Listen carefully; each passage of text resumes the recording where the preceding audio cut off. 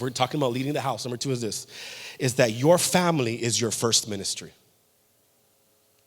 Your family is your first ministry. Church, before you could ever lead anything in public, you must learn to lead in private. And here's the thing about this. Here's one key I want to talk about, is that your family deserves the best of you, not your leftovers. Because we can come into a place where our jobs and other people get the very best of us, and then when we get home, we have nothing to give our children. And the excuse is, man, it's because I'm tired, I had a long day, it's because I was in this. And man, let me tell you something. Excuses are going to come and go. They're going to come and go. But you have to understand something, church, that your family deserves the very best of you. Everybody else can get your leftovers, not your family. I understand that there are days where there are long days. You're like, Pastor Sam, it's just, today was a long day. Today I had this meeting. Today this deal didn't go through. Or today at school this. And there are days that are very, very long days. And you are tired. And I totally understand. I sympathize with you. But I also want to challenge you that those days don't become months and years where your family does not get the best of you. That it doesn't turn into an everyday thing. Church, your family deserves your very best. They deserve your best love. They deserve your best wisdom. They deserve the very, very best. Can I be honest with you? It's okay to disappoint other people as long as you don't disappoint the people that are most important in your life.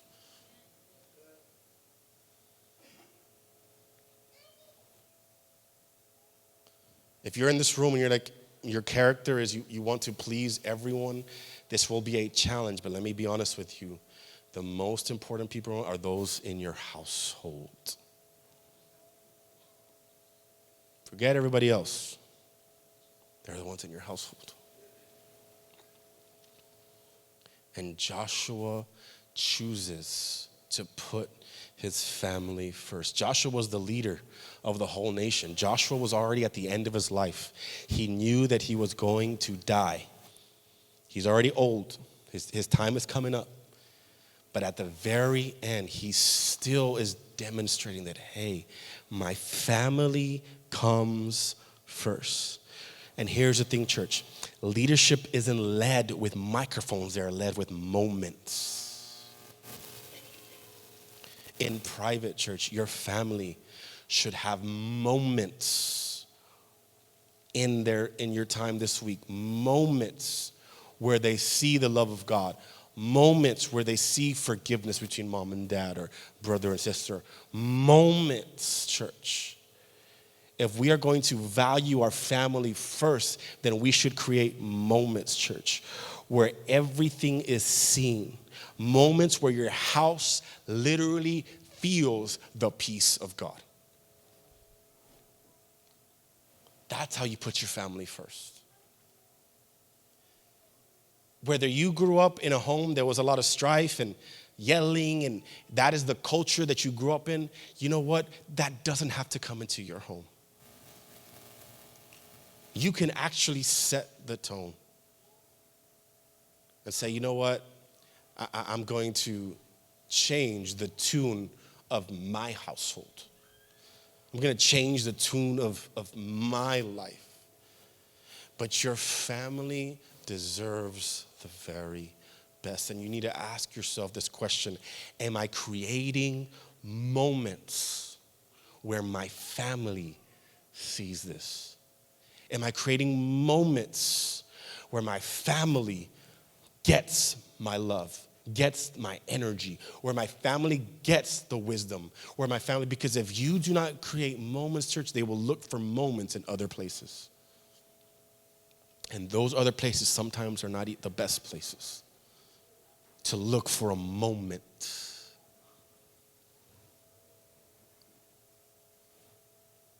But church, your family is your first ministry. Some of you are like, yeah, that's very obvious, Pastor Sam. It's very obvious. But if it was not, here's the thing. it is very obvious, but for some reason, we still have family issues at church.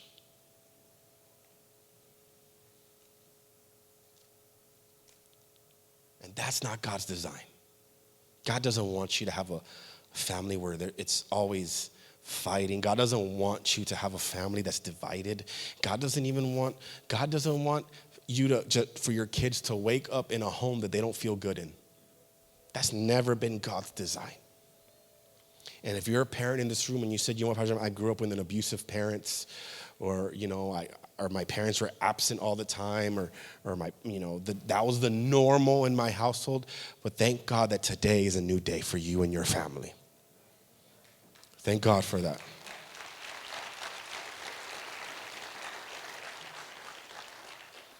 Because God has given us, out of his great love and his mercy, he allows us to change the future of our families. That we don't have to repeat what we saw, heard, experienced growing up. If you're a young person in this room, you have an opportunity to change the course of your future family. Your future kids, you have the opportunity now to create habits, to make decisions, so that when you do get married and when you do have kids, that they would experience the very best that God has for them. Because if there's one thing about God, is that God, the word of God says, we say it every time, almost every Sunday, that God has come to give us a life of an abundance. An abundant life, church. The devil wants to come and steal, kill, and destroy, but God says, I have come that they would have life and life in abundance.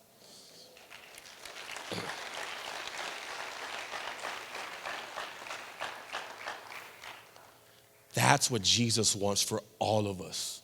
Whether you're here for the first time or you've been serving God for years, at the end of the day, Jesus wants us to live the abundant life. Not just financially, an abundant life where you're not lacking emotionally, you're not lacking mentally, that God is working and giving an abundant, that you are a whole person, not a broken person, a whole person before the Lord. That's God's design. That's what God desires from us. And Joshua understood this.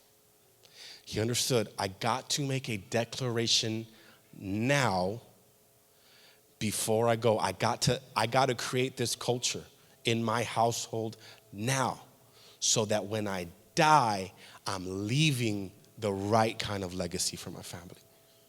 I'm leaving the right kind of legacy. I'm making sure that they get the very best. I'm making sure that they get the very best. The very best. And I'm making sure that they serve the Lord. But you have to understand something. When he's making this statement, he's making it why? Because everything around him was a temptation. Everything around him, his family was surrounded by people who were stuck on the past. And they were worshiping idols of the past. When Joshua was in the desert for 40 years, when Moses was still alive, he was a young man. And he saw everything that the Israelites went through. He saw the miracles that God did. He saw the provision. And he also saw the disobedience of the people of Israel. He saw it all.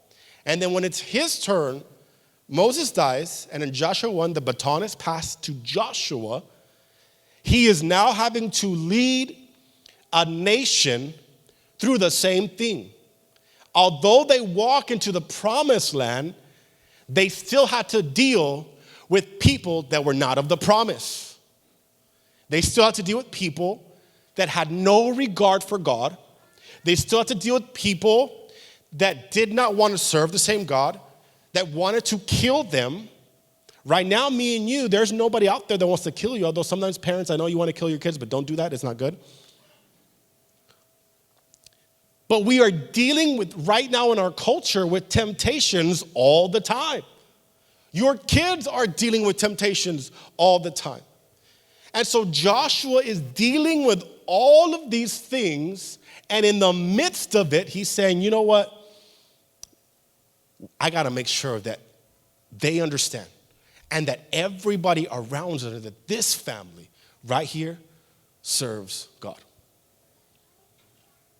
I got to make sure my kids serve God. I got to make sure that my kids, although they see everything around them, there was no TikTok, there was none of that, but they could see it. That's why he says, you can serve the idols. You all can do that. You can even serve the idols of the Amorites, of the people that are living within you right now.